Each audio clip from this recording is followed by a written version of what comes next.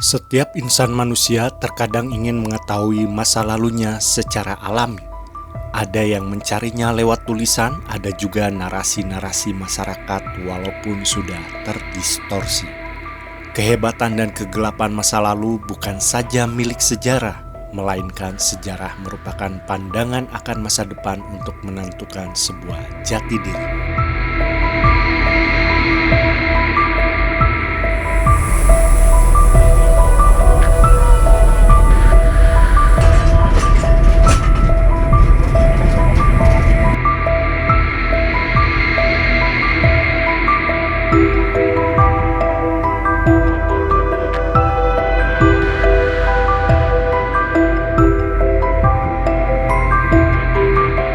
Setelah kemarin saya terpukau dengan kota Salatiga, akhirnya saya menginjakan kaki di Ambarawa.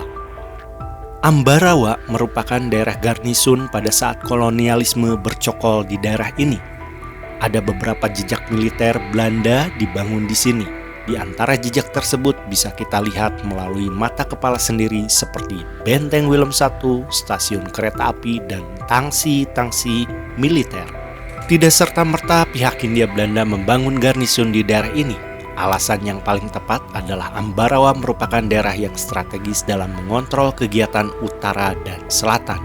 Sebelah utara ada Semarang sebagai pelabuhan penting mengangkut komoditas yang akan dikirim ke Eropa, dan selatan ada Kesultanan Ngayogyakarta sebagai ancaman paling berbahaya pasca meletusnya Perang Jawa.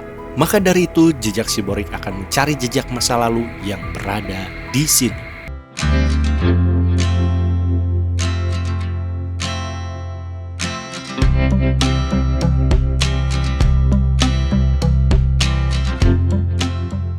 Sesampainya di Ambarawa, saya sedikit kecapean dikarenakan udaranya cukup terik, ketambah stamina saya mulai terkuras. Yang saya butuhkan saat itu ingin beristirahat dulu. Seperti biasanya, pada saat kecapean mengendarai motor, saya akan mencari tempat yang adem dengan pemandangan yang indah. Ya, betul saja, saya mendapatkan pemandangan pelataran sawah di pinggir rawa Pening. Jadi kalau saya kecapean di motor gitu ya, nyari tempat-tempat yang adem, terutama di bawah pohon. Kemudian motor di standar 2 dan rebahan di jok kayak gini nih. Ini kan jok nih. Langsung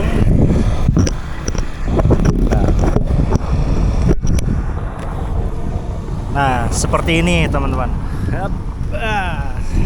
Nih, bisa sambil lihat pemandangan.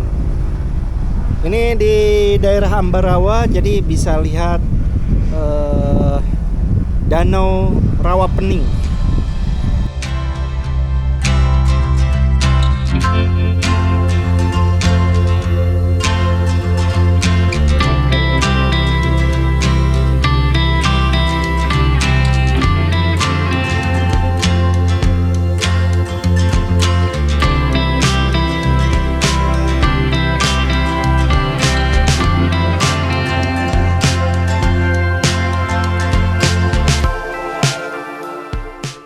Keesokan harinya saya langsung bergegas ke salah satu ikon Ambarawa, yaitu Benteng Willem I atau Fort Willem.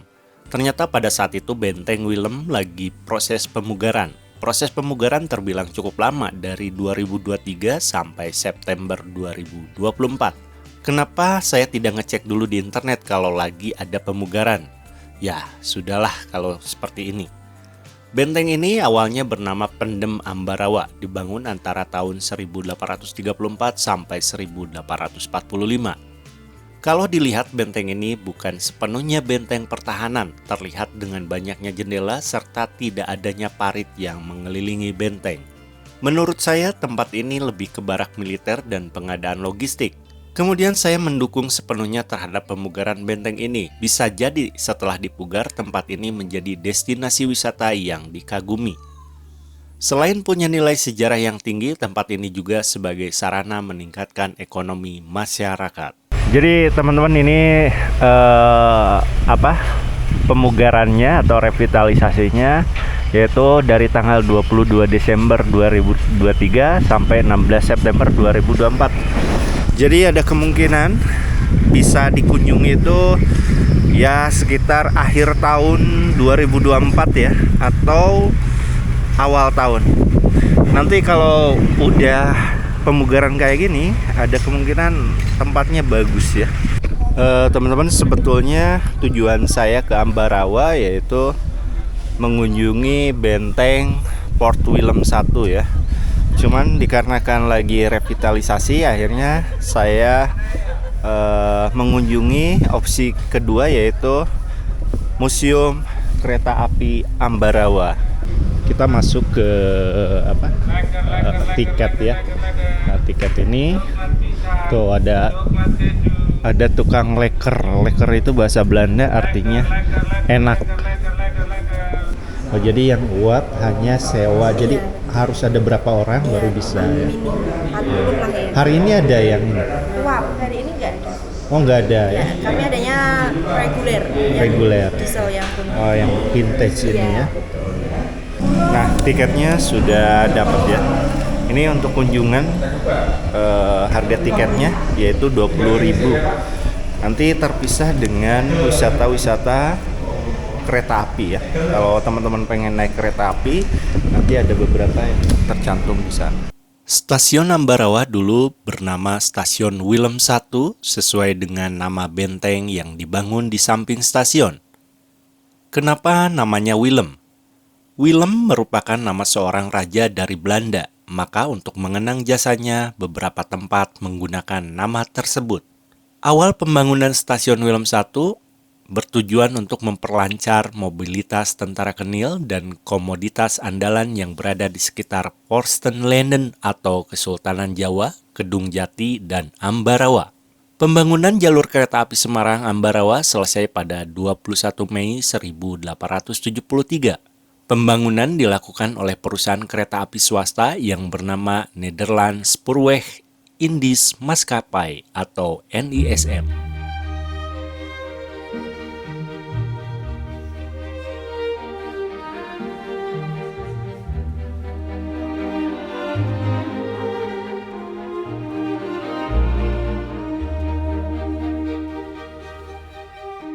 Oke teman-teman, stasiun Ambarawa ini dibangun tanggal 21 Mei 1873 ya.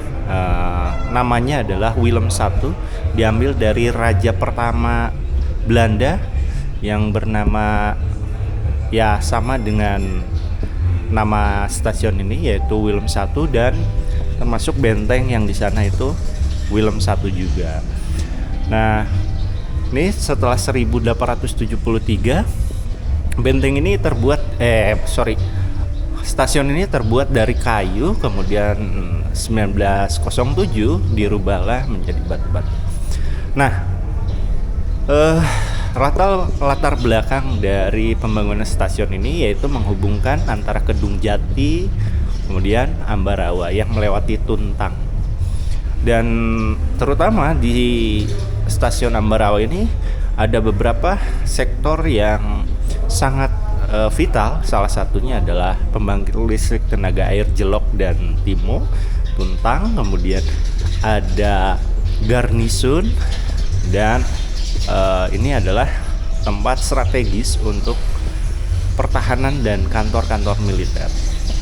Dan perlu diketahui teman-teman, jalur ini dibuat oleh perusahaan swasta yang bernama Nederland Indies Spoorweg Maskapai ya, yang kita ketahui bahwa kantornya ada di Lawang Sewu. Nah, ini teman-teman ada sejarah lokomotif uap ya. Jadi berawal kereta api itu setelah James Watt menemukan mesin uap ya, kemudian berkembang menjadi kereta api. Nah, untuk Indonesia sendiri, kereta api lokomotif uap ini didatangkan tahun 1867, yaitu bersamaan dengan dibukanya jalur kereta api pertama Semarang-Tanggung sejauh 26 km. Lokomotif ini buatan Borsig, perusahaan kereta api asal Jerman, dan dikembangkan baik oleh perusahaan kereta api swasta NISM dan SS atau Staatspoorweg. Kemudian berkembang lagi ada kereta api listrik ya. Nah, kereta api listrik ini salah satunya turunannya adalah tram yang berada di Jakarta, kemudian di Batavia, kemudian ada juga di Surabaya ya. Nah, ini sekitar tahun 1924 dengan bermotor listrik dari Belanda. 10 unit kereta dirakit oleh N.V. Baynes di Haarlem dengan menggunakan motor listrik dari General Electric, 5 unit ya. Jadi ada video-video lama yang memang lalu lalang kereta listrik yang berada di Batavia dan Surabaya. Kemudian setelah kereta uap ini dirasa sudah tidak efektif lagi karena kecepatan kemudian mesin yang sudah lama, akhirnya tahun 1952 lewat Jawatan Kereta Api atau DKA digantilah kereta-kereta uap ini berubah menjadi kereta diesel. Salah satunya yang paling legendaris adalah kereta api vintage. Nah, di sini teman-teman bisa lihat ada beberapa terowongan seperti terowongan hijau ya, yang ada di Lampegan, melewati Lampegan ini 1885. Kemudian ada terowongan Sasak Saat ya. Ini di perbukitan Cidepong di kampung Sasak Saat. Ini pembangunannya tahun 1902. Jadi kalau misalkan mau ke Bandung ini pasti melewatin, yaitu daerah Cikalong Wetan ya. Kemudian ada Wilhelmina. Nah, ini Wilhelmina nih yang sudah saya explore ya, mungkin 6 bulan yang lalu ya, 6 sampai 8 bulan yang lalu. Dan ini adalah terowongan terpanjang yang ada di Indonesia pada saat itu. Dan terowongan ini menariknya, wilayah terowongan Wilhelmina ini memiliki 3 terowongan, yaitu Hendrik, Juliana, dan Wilhelmina. Yang terpanjang adalah Wilhelmina. Ya, mudah-mudahan terowongan ini bisa menjadi wisata sejarah ya, diaktifkan lagi setidaknya sampai Pangandaran, karena itu adalah moda transportasi yang sangat efektif dan murah. Nah, ini beberapa yang sudah saya review ya. Kemudian ada jembatan Cirahong ya. Jembatan Cirahong ini terdapat di Manonjaya dan salah satunya ada stasiunnya juga. Silakan teman-teman nonton. Ini Cirahong, yaitu jalur ganda satu-satunya pada saat itu ya, yang bawahnya untuk penyeberangan, atasnya adalah kereta api. Nah, ini adalah penyeberangan.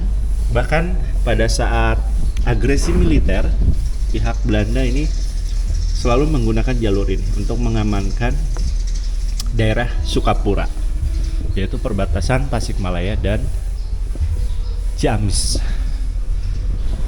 Kemudian ini jembatan Cikubang, ini saya belum review, berdiri tahun 1901 sampai 1903, yaitu antara Padalarang dan Purwakarta. Ini keren nih, saya pernah lewat Cikubang, dan itu waduh, pemandangannya mantap. Kemudian ini jembatan Cisomang ya. Oke, terlalu banyak teman-teman, paling nanti saya akan review beberapa contoh-contoh kereta api yang pernah beroperasi di Indonesia. Ini adalah lampu-lampu yang pernah digunakan di kereta api ya. Ini salah satu sejarah yang terukir pada saat penamaan kata Lampeghan. Lampeghan itu adalah lampu yang lewat. Karena stasiun terowongannya agak sedikit membelok, akhirnya pihak masinis selalu berbicara Lampeghan. Lam itu lampu, han itu lampu yang akan lewat. Teman-teman, ada beberapa ya daop yang masih membutuhkan onderdil lama ya Pak ya. Onderdil lama termasuk daop 6 kemarin. Dan itu cocok ternyata dan masih bagus. Jadi lumayan Berarti besi-besi dan onderdilnya tuh tahan lama ya Pak ya? Pipanya terutama Pak. Pipanya terutama. Pipa uapnya. Itu untuk kebutuhan apa Pak biasanya? Ya, Wisata.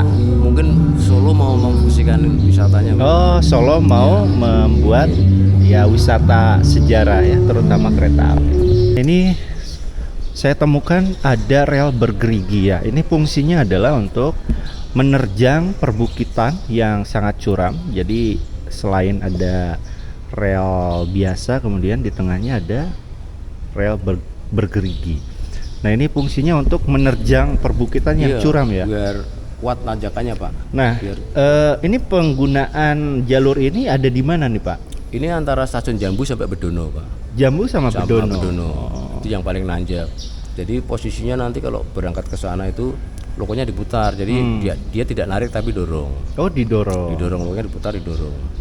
Ini kalau treknya itu dilewati yang loko biasa tidak bisa karena nanti kehantam ini Pak. Oh, yang loko Iya. biasa ya. Oke. Ini yang punya lokonya ada lokonya ada di depo. Oh, lokonya ada di Ada di depo. depo. Di deponya ada Depo di itu. Ya. Oke. Lokonya khusus. Nah, Jadi Dan- jalur-jalurnya dipakein ginian semua Pak. dan mungkin lokonya ya untuk pengangkutan hasil bumi kayaknya Pak ya. Iya, angkutan hasil bumi juga Pak. Kayak tembakau. Ya, sembako, hasil bumi terus. Kalau kemarin itu ya beralih fungsi ya setelah ada peperangan itu. Angkut pasukan juga. Oh, ngangkut pasukan, garnisun. Ya, ini kalau yang mau diaktifkan kembali sama pemerintah itu kan yang tuntang ke arah Kedung Jati. Ah, mau Ya diaktifkan. sama untuk orientasinya ya peningkatan perekonomian. Karena lokomotif uap itu sejarahnya dari Kedung Jati ya. Ya, Kedung Jati, pertama kali Ambarawa. itu uap pakainya itu Pak. Kalau untuk yang kereta api pertama kalinya di Indonesia ya di stasiun Tanggungnya itu. Iya, Tanggung. Tanggung itu. Yang terendam air itu stasiun apa Pak? Oh, yang di Pengapon itu Pak, yang Iya, yang- sampingnya Tawang itu ya. Iya, Tawang ya. Iya. Baliasanya juga kan akhirnya baliasnya dipecah sama Manggarai itu. Manggarai. Manggarai. Oke teman-teman, di belakang saya ini ada kereta milik dari SS Stats Purwagen, yaitu CC5029. Ini salah satu kereta api yang cukup besar, terutama kapasitas tangki uapnya. Dan ini kalau nggak salah ini salah satu angkutan Purwokerto ya, tahun 1920-an. Kemudian ini kecepatannya kalau nggak salah sekitar 50 km per jam. Ini salah satu pabrikan dari Swiss. Kemudian bahan bakarnya adalah batu bara. Ini suplai airnya 16,4 meter per kubik. Jadi, dan ini daya dorongnya dihasilkan oleh dua piston, satu, dan itu yang di depan dua. Kemudian tekanan uapnya ini lumayan gede banget ya. Nah, sekarang kita masuk ke dalam, kita lihat. Nah, ini biasanya kereta api ini dipakai untuk pengangkutan jarak jauh. Nah, ini untuk bahan bakar batu baranya. Masukin sini dan memanaskan ribuan liter air supaya bisa berjalan. Nah, ini buatan Swiss ya. Swiss lokomotif 1927.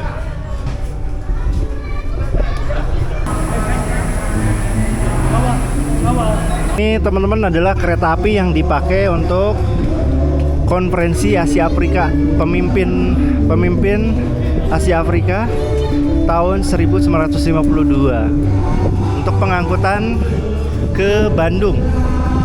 Ini salah satu kereta api diesel yang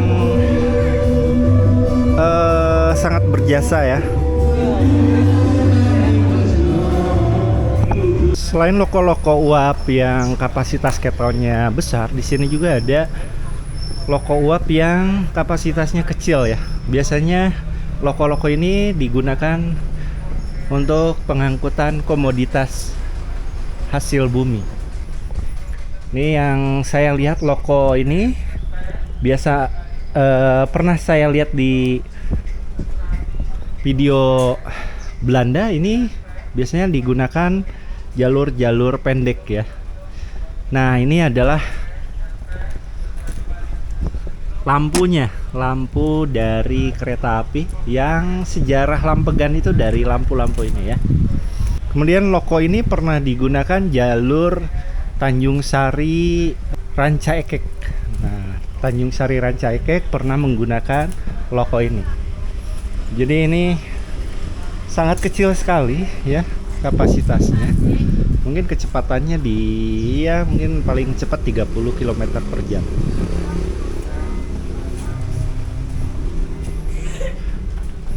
Ini buatan Rich Hartman.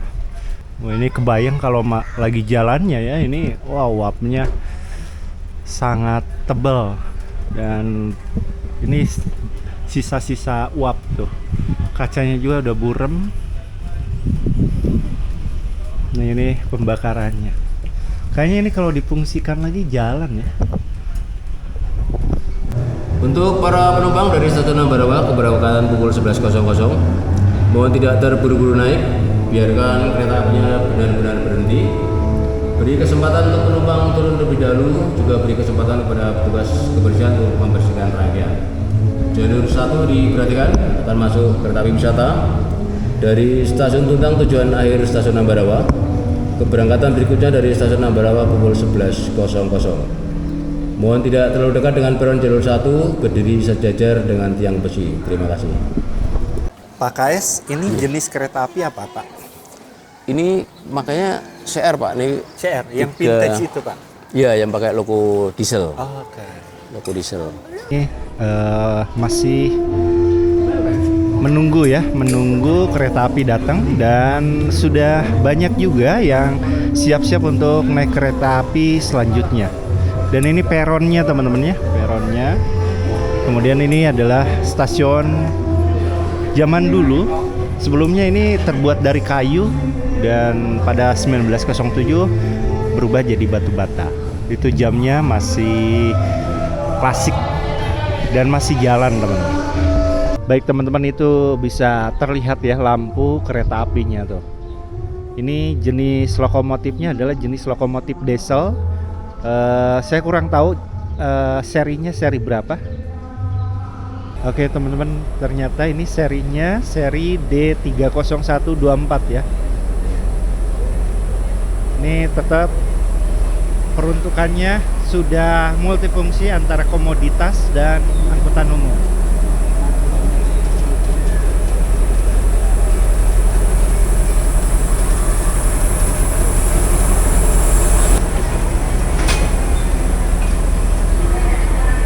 Pengunjung yang sudah punya tiket keberangkatan jam 11 bersabar dulu ya.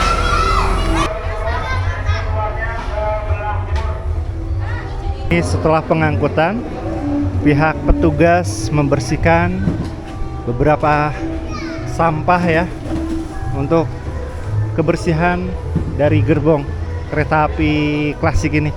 Cuman punya tiket keberangkatan jam 11 saya harap sih para penumpang untuk lebih peduli terhadap kebersihan ya. Jadi sampah-sampah yang sudah ada di dalam untuk diangkut dan dibuang ke tempat sampah sana, bukan ditinggalkan di sini.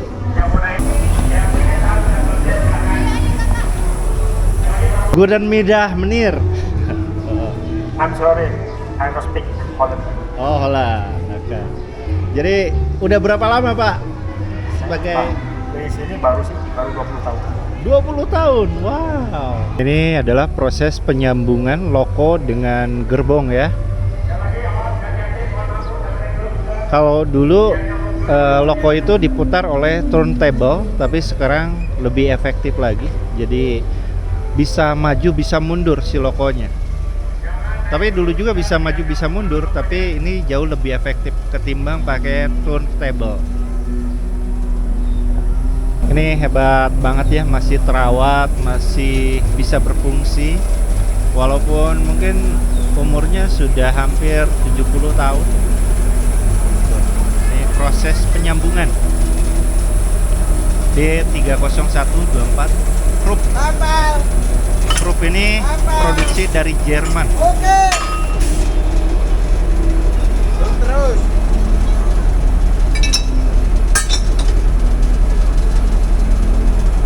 Udah tersambung.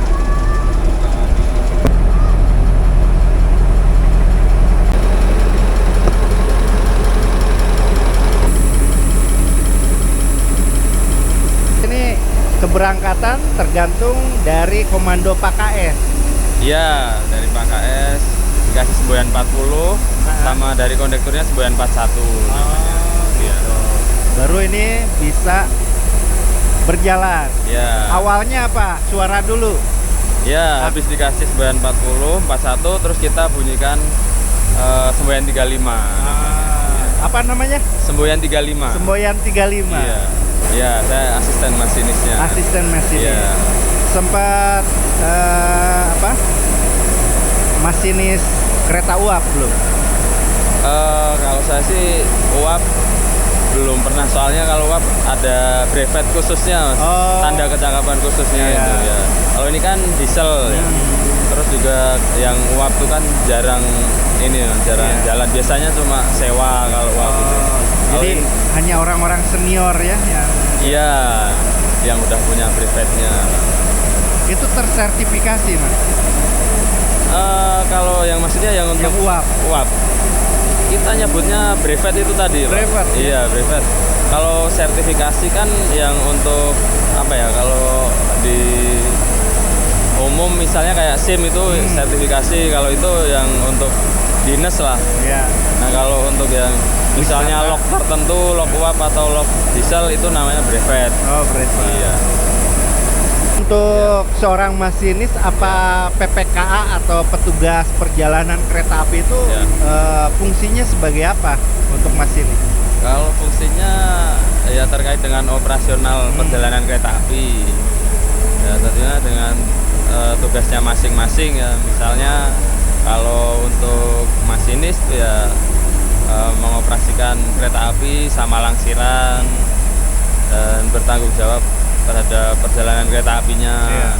Kalau untuk PPKA itu ya untuk melakukan pengaturan perjalanan kereta api di stasiun yang dipimpinnya. PPKA itu berpengaruh juga ya? Iya. Nah gitu teman-teman, jadi ada yang nanya-nanya itu fungsinya apa gitu ya? Ya, ciri khasnya apa? Ciri khasnya pakai topi bulat warna merah, terus bawa semboyan 40.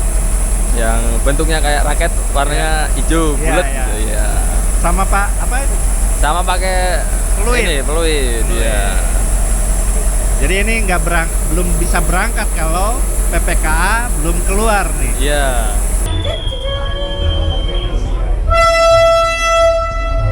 Sekarang saya udah mau berangkat ya teman-teman. Oke, nah lanjut.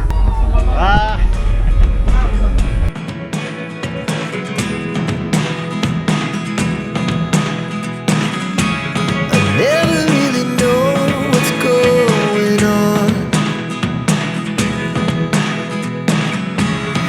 Look at me sometimes like all you want to do is run. Hear me out, hear me out.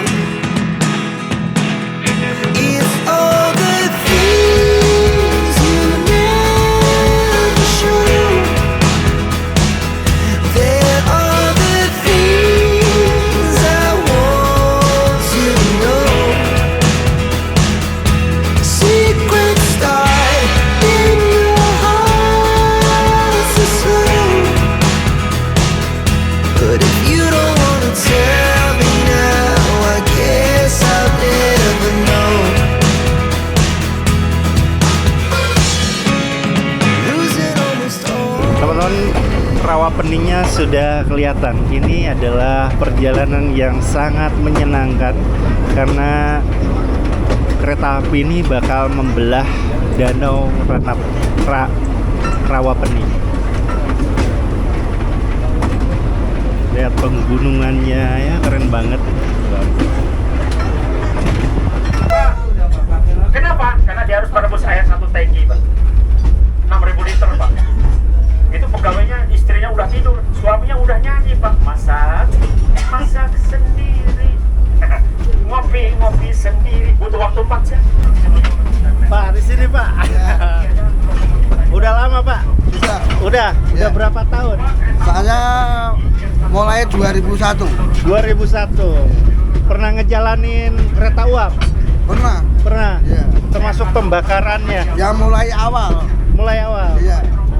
Kita kan termasuk mekaniknya. Oh, mekaniknya Bapak. Namanya Briven Pak. Ya. Jadi Bapak udah jadi Briven? Belum. Ada berapa Briven di sini Pak untuk uap? Uapnya ada 2. Ada 2. Ya. Brivennya yang ngejalaninnya masinisnya ada berapa? Mesinnya dari Semarang. Oh, dari Ya, Semarang. dari kru KA. Kalau hari ini nggak ada ya? Nggak ada. Sistemnya sewa itu. Sistem sewa.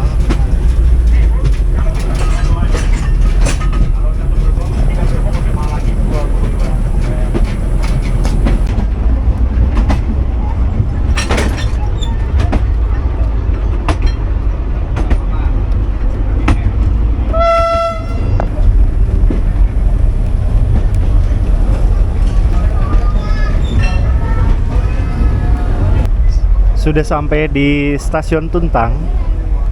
Ini stasiun terakhir yang menuju Salatiga. Inilah stasiun Tuntang, dibangun tahun 1871 dan rampung Mei 1873. Stasiun ini merupakan awal dari pengangkutan komoditas Hindia Belanda, terutama karet coklat dan gula. Dan stasiun ini merupakan stasiun terakhir menuju Salatiga. Ini merupakan stasiun di mana orang Salatiga itu tidak bisa meneruskan melalui jalur kereta api. Maka pihak pemerintah Hindia Belanda tahun 1905 menyediakan moda transportasi kendaraan mobil, terutama bus pada saat itu. Oke teman-teman, ini bisa kelihatan, jadi gudang komoditasnya masih ada di sana tuh ya.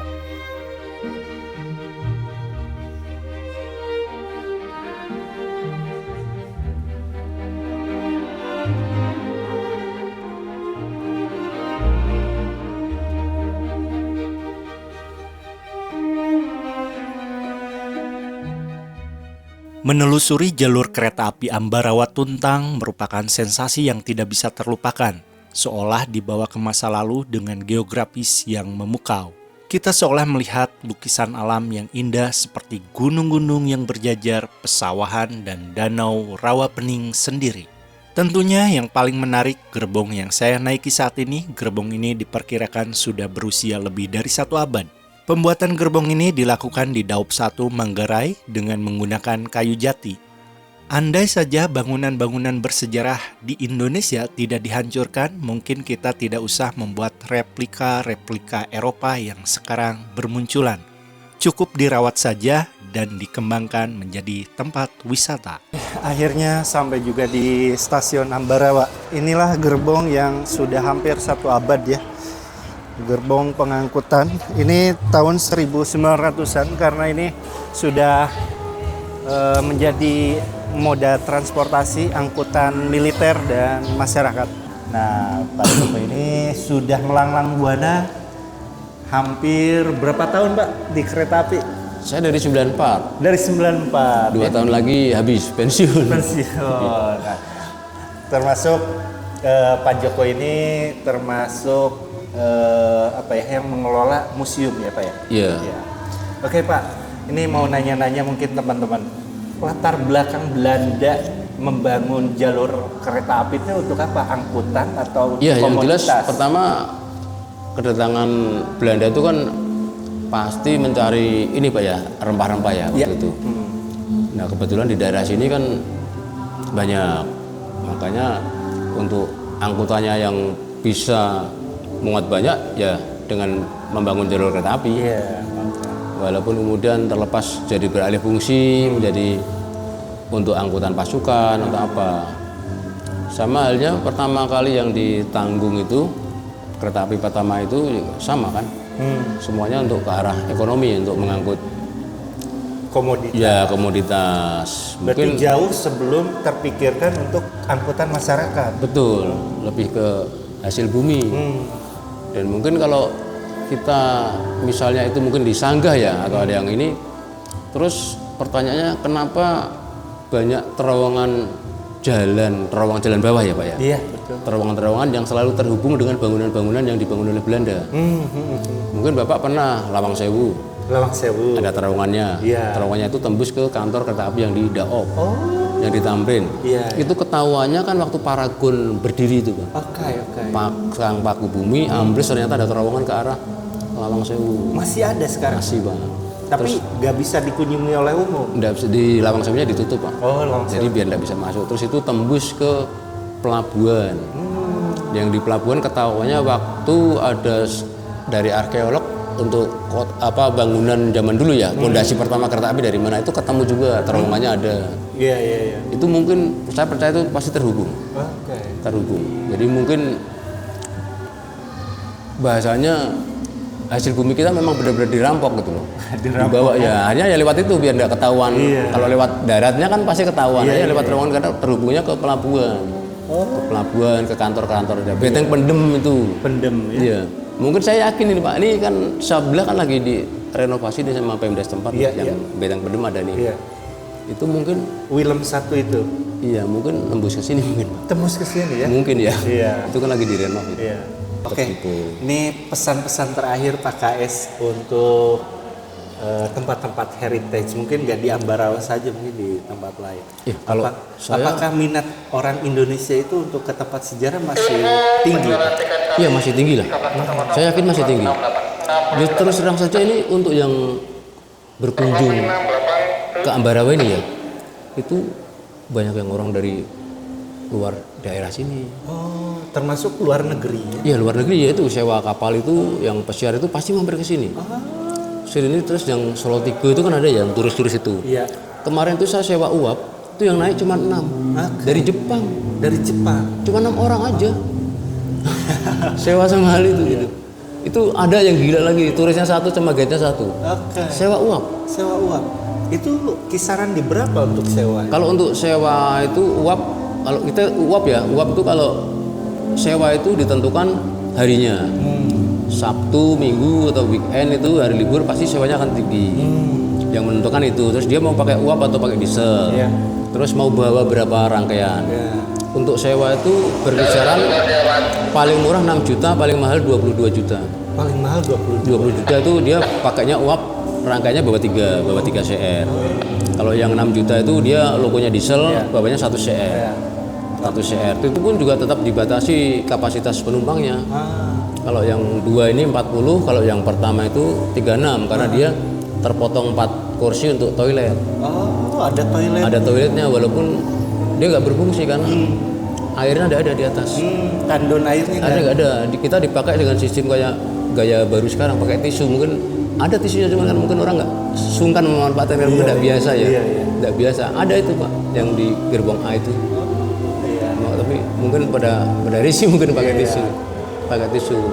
Kalau saya kepengennya ya heritage ya difungsikan lah, dimanfaatkan. Sayang. Iya. Sayang sekali. Ya kayak Tawang mungkin arahnya sudah masuk ya. Iya. Udah masuk karena udah boleh maku-maku dan udah boleh inilah. Sayang bangunannya nanti kalau cuil nempelnya susah. Iya betul. Nempelnya susah. Dan ternyata di sini nggak boleh tertancap paku ya di stasiun ini. Iya betul, nggak boleh. Makanya kayak saya ini nggak boleh dipasang. Nggak boleh ya. Figura ini hanya dipasang sama di ini saja. Foto-foto. Jam 1. Ya. Yuk.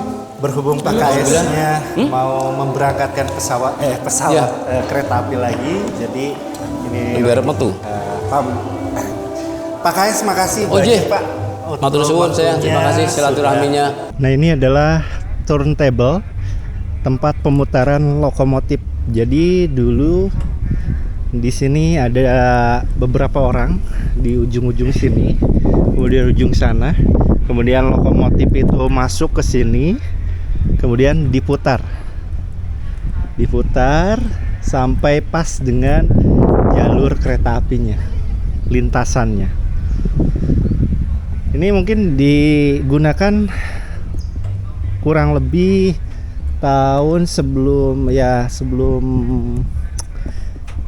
tahun 1960-an ya, mungkin masih digunakan. Tapi sekarang sudah menjadi heritage yang perlu dijaga.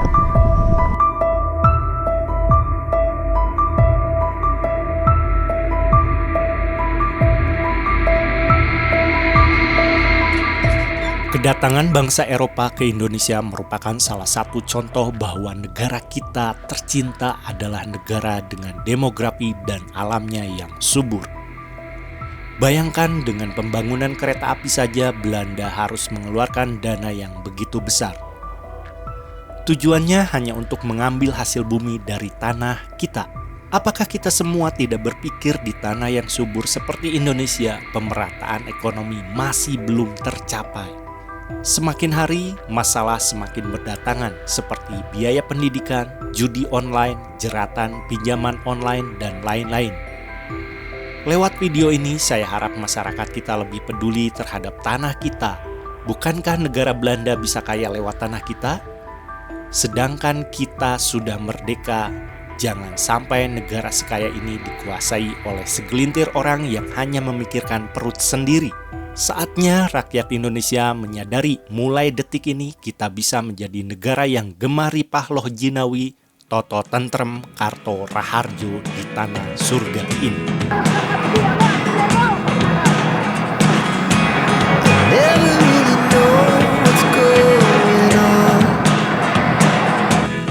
Jejak Siborik melaporkan dari Ambarawa, Jawa Tengah.